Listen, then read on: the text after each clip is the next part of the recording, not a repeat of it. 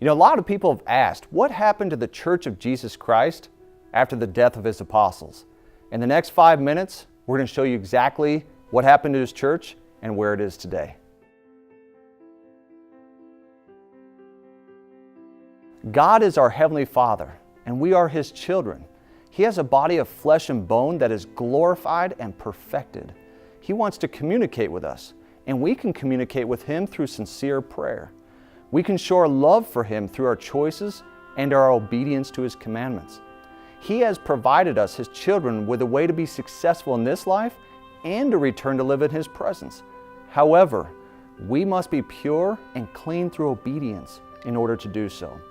The wonderful thing about the gospel of Jesus Christ is that it provides help with current concerns and challenges. The home, not the schools or workplace, is the best place to teach, learn, and apply the principles of the gospel of Jesus Christ. A few hundred years before the birth of Jesus Christ, people fell into apostasy, which means they fell away from the truth of His gospel. When the Savior began His mortal ministry, He established His church again on the earth. After the death of Jesus Christ, wicked people persecuted the apostles and church members and killed many of them. With the death of the apostles, priesthood keys and the presiding priesthood authority were taken from the earth. Without the apostles, over time the doctrines were corrupted and unauthorized changes were made in church organization, and priesthood ordinances such as baptism and conferring the gift of the Holy Ghost were gone. Without revelation and priesthood authority, people relied on human wisdom to interpret the Scriptures. Much of the knowledge of the true character and nature of God the Father, His Son Jesus Christ, and the Holy Ghost was lost. This apostasy eventually led to the emergence of many churches. The Savior's apostles foretold this universal apostasy. They also foretold that the gospel of Jesus Christ and His church would be restored once more upon the earth.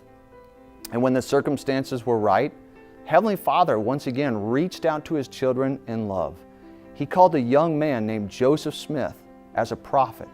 And through the fullness of the gospel of Jesus Christ, through Joseph Smith, it was restored to the earth. But many ministers claimed to have the true gospel. Joseph desired to know which of all the sects was right. The Bible taught that there was one Lord, one faith, and one baptism. So as Joseph sought the truth among the different faiths, he turned to the Bible for guidance. He read in James chapter 1 verse 5, which says, "If any of you lack wisdom, let him ask of God, that giveth to all men liberally, and upbraideth not, and it shall be given him." Now because of this passage, Joseph decided to ask God what he should do. In the spring of 1820, he went to a nearby grove of trees and knelt in prayer, and he described his amazing experience. He said, "I saw a pillar of light exactly over my head, above the brightness of the sun, which descended gradually until it fell upon me. When the light rested upon me, I saw two personages whose brightness and glory defied all description, standing above me in the air. One of them spake unto me, calling me by name, and said, pointing to the other, This is my beloved Son, hear him." In this vision, God the Father and His Son Jesus Christ appeared to Joseph Smith. Even though many good people believed in Christ and they tried to understand and teach His gospel, they did not have the fullness of the truth or the priesthood authority to baptize and perform other saving ordinances. Now, as God had done with Adam, Noah, Abraham, and Moses, and other prophets, He called Joseph Smith to be a prophet through whom the fullness of the gospel was restored to the earth. Joseph Smith was directed to organize the Church of Jesus Christ again on the earth. And through him, Jesus Christ called 12 apostles. A living prophet directs the church today. This prophet, the president of the Church of Jesus Christ of Latter-day Saints, is the authorized successor to Joseph Smith. He and the present apostles trace their authority to Jesus Christ in an unbroken chain of ordinances through Joseph Smith. Knowing that doubt, disbelief, and misinformation would remain after centuries of darkness, our loving Heavenly Father brought forth an ancient volume of Holy Scripture comparable to the Bible. which contains the fullness of the everlasting gospel of Jesus Christ. This volume of Holy Scripture provides convincing evidence that Joseph Smith is a true prophet of God. This record is the Book of Mormon, another testament of Jesus Christ. In order to know that the Book of Mormon is true, a person must read, ponder, and pray about it.